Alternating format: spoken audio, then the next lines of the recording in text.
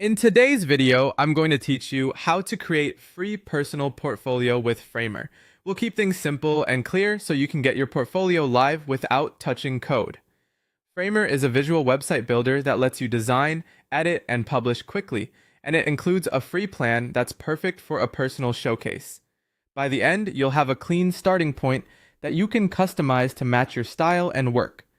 First, go to Framer in your browser. If you already have an account, sign in. If not, you can create one in a moment and continue.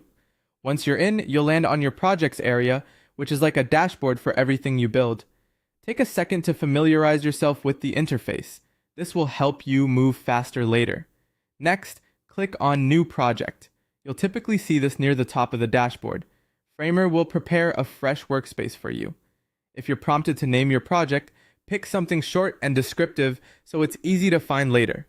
Don't worry, you can rename it anytime.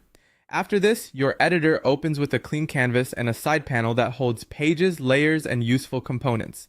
Now, choose how you want to start.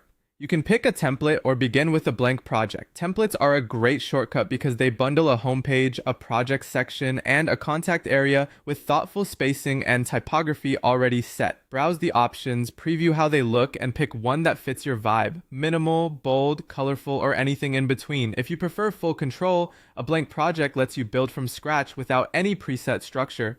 With your project open, it's time to customize and edit your portfolio. Click directly on text to change your name, role, and introduction. Replace placeholder images with your own headshot and project visuals. High-resolution, well-cropped images make a big difference. Update project cards or case study sections by adding your titles, short descriptions, and links.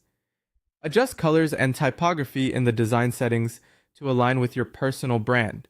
Choose a primary color, refine font sizes, and keep spacing consistent for a polished feel.